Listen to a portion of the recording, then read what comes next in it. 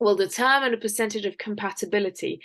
And then, they say, oh, you're 78% compatible with this person. So we picked you guys to be married and that. And so you've got a bunch of percentage questions on the English and French side. And stop, like, what percentage to find love, or what percentage, whatever, like, how compatible are people? And you need to take numbers out of it, because what does that even mean? Honestly, I love Married at First Sight for all the same reasons that I love Love Is Blind.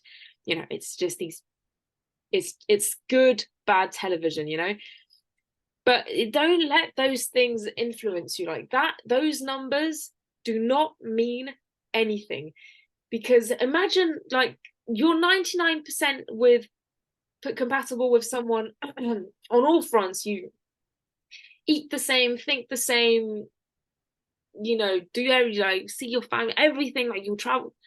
But the 1%, he's a murderer. Like, he's a murderer. So Yeah. that doesn't mean anything. And so I'm doing what I said not to do, which is to go to the extremes. But it doesn't mean anything. It's so complicated, because one person will say, for example, I'm not a fan. I'll like a surprise in the sense that here are flowers, or here's some chocolate, or whatever. Like, I like these types of surprises. I'm a bit materialistic sometimes, but I don't like surprise events. Like, I would not enjoy, my boyfriend picking me up and saying, we're going out to a fancy restaurant. Like, I want to know about it, shower, blah blah blah. I want to get ready for it. And a friend of mine loves those things. So what do we say? I love surprises, but not that type of surprise. And somebody else, it's so complicated. Just take numbers out of it. What percentage am I compatible with my boyfriend? What percentage, to find love, things like that. How find love percentage or whatever. Just take the numbers out. See how this person makes you feel, and if they fit your core values, the rest can change. Yeah, it's not something of the formula or anything like that. And it's not something that I don't think that can be scientifically proven, or there's no one right way that we can show how people are compatible or not compatible. It's just not something that is one track. Like, there's so many different ways to fall in love. There's so many different ways to be compatible with another person, and we can find one person who is very different from us, but we still fall in love with them and we still somehow make it work. Or there can be someone else that's like exactly like us, and we can not fall in love with them at all, because I don't know, like, there could be someone who we have the same interests, we have the same mindset, we have the same Because that train person of is your thought. family member. Yeah. It could be anything. Forget about, just take numbers out of it. It's just not a matter of numbers and statistics, and you can't say, oh, this person is most compatible for you because you both like Jennifer Aniston or whatever it is. Exactly. It's just not something that you can calculate. And it's just not, I mean, it could be that with one person, I like them for being spontaneous, and could be with another person, I'll hate that they're spontaneous. Yeah, It's very dynamic. exactly. I mean, I was talking about it with friends of JT yesterday, and about Oedipus complex and things like that. And honestly, if I describe everything that I love about JT, Hmm. it resembles my dad and my brother a lot. Like, Yeah.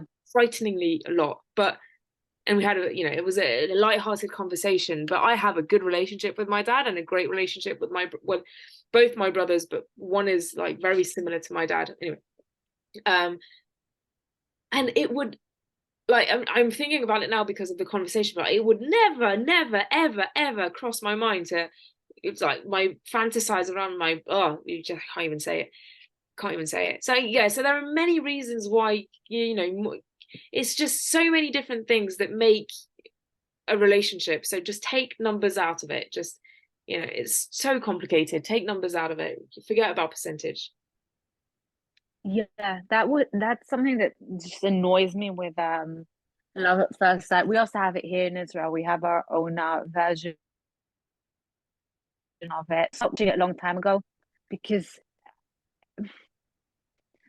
I don't know. I feel like it's they try to make it in a way that just doesn't make sense to Yeah, me. it's not natural. It just doesn't feel,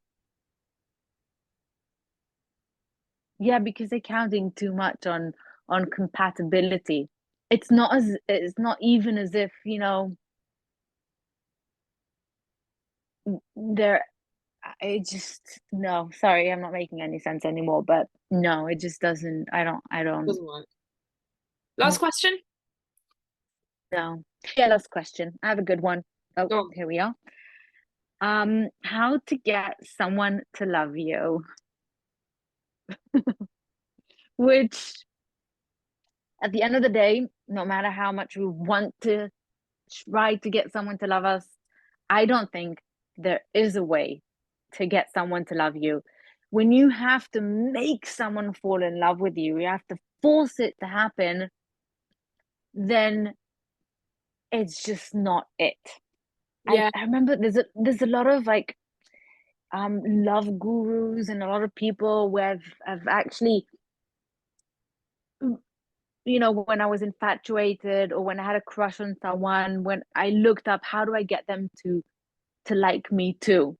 And so they have all this ways to talk to them and different instructions that they give you and different like messages that you should send them and how you should react to them and how you should tease them and how you should flirt with them. And that's just something that doesn't work in my opinion. I don't think if you have to stop playing games like so, then it's just not it. With the right person, it will just happen. You'll just have that connection with them as you get to know each other. I it's funny if I that type of. I think especially in my line of work where I help people on dates, like I will sprinkle some like, you know, maybe you want to do it like that and maybe you want to say it like this, but it will just be sprinkles of just, you know, Yeah. I'll help you avoid faux pas. But I have this friend, this dear friend of mine who had a huge crush on me a million years ago. He's married, living in Holland right now. I mean, he's anyway. And so this was a 15 years ago. I mean, and so we've been, you know, we've had a couple of big arguments, but we've been close friends, you know, for you know, for 15 years. And recently, maybe a couple of years ago, he would have said, you know, you and I would have been so compatible if you had just gotten over certain things about myself. How, you know, how could I, you know, he was frustrated about he never was able to get me to fall in love with him. It's right in the sense that there are certain things that we were very and still are quite compatible on, but there are these things where we were just not. And one of the main examples is that I want kids and he doesn't. And he enjoys these things, you know, and he enjoys, you know, these really fantasy world things that I just, it's not that I hate them, it's just I'm just not into that thing. And I enjoy things that he just not into either, and it clashes with each other. And so with that in mind, you know, he could have forced his way into my life and maybe I would have gone on dates with him, but it would have just gotten to a point where I want kids and you don't, and so it would just end. So, you know, if you need to be forcing yourself into someone's life, like forcing, then you need to accept that that's just not the right person for you. Yeah. It either works or it doesn't. They either fall in love with you or they don't. And you shouldn't have to work hard for them to fall in love. Certainly to put on a mask or pretend to be someone that you're not. You shouldn't have to pretend to be cooler than you are for them to fall in love with you. You shouldn't have to constantly worry about saying the right thing or saying the wrong thing or finding ways to know your certain values. You don't have to pretend to be something that you're not, and you don't have to exaggerate the person that you are for them to fall in love with you. If it's meant to be, and if they fall in love with you, then they'll fall in love with you for being you, for being true to yourself, for just being natural. And if they don't, then it's just not it. It's Yeah. not compatible, and that's okay. And the more we try to get someone to fall in love with us and focus on the wrong person, it just keeps us further away from the right people for us. And we just lose sight of ourselves, and we pretend to be someone that we're not, and we're just getting further and further away from meeting the right people because we're too focused on someone that isn't right for us. If I had to say, well, you know, give some sort of an answer without saying, accept the situation. I'm thinking about the film Hitch. And so what he does, and I think that's the key, is just he helps his clients to Will Smith helps the other guy get in front of this woman, like, put yourself in a situation where she knows that you exist, and then be yourself. And so Yeah, and so I would try, and it works, and it works. And I would translate that to, if they know that you exist and are not interested, then accept that they're not the one for you. However, if they don't know that you exist, or they're as in my friend and I, we were very close friends, and so it was never going to happen. But somebody who's kind of in the background, we play in the same club or whatever, it's just we see each other without really seeing each other, then the tip to that is just make sure that this person knows that you exist, like actively remembers you and knows your name, and you go up to them and put yourself in a situation where you will be interacting with this person more often, but not in an uncomfortable way. The only thing that's uncomfortable is kind of just pushing your own boundaries of just like, okay, I'm going to be a bit more out there, and I'm going to make sure that they notice me. So if it's at the gym, go ask if you can, split sets, or if it's at a party, go offer them a drink, just like make sure you come into their consciousness. yeah. It's important to put yourself out there and to show that you're interested in someone without having to force yourself on them. And even in the film, I think in Stitch, is that what it's Hitch. called? Hitch. Sorry, not Stitch. I don't know what's happening with my brain today. But even that film, when he oh, I forgot the name of the actor, but the guy who Will Smith is helping, Yeah. even when he suddenly pretends to be like cool macho man that he isn't, then she sort of loses interest in him. Because people And sense it when it's not natural. yeah, when it's not natural, and a lot of times they fall in love with being your genuine bubbly or bumbling Weird. self, or with awkwardness or whatever it is. And it just has to, again, it has to be natural. Yes, some people need more help and more support, and need someone to help them through the process. But you can't force it to happen.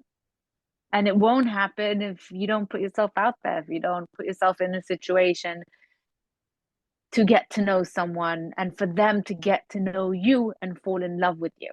Yeah. So Good yeah. good way to end today's podcast. Yeah. Tell us what you thought. Ask us your questions. We must put something up on Instagram and just get people to ask Yeah. it. Yeah. Ask us the questions that you And have about falling in love and finding love and relationships and single life, and we'd be more than happy to respond. all of that. Pop Culture Cupid on all of the social media platforms. Come join us and let us know what you thought of our answers of today's questions. Bye. Bye bye.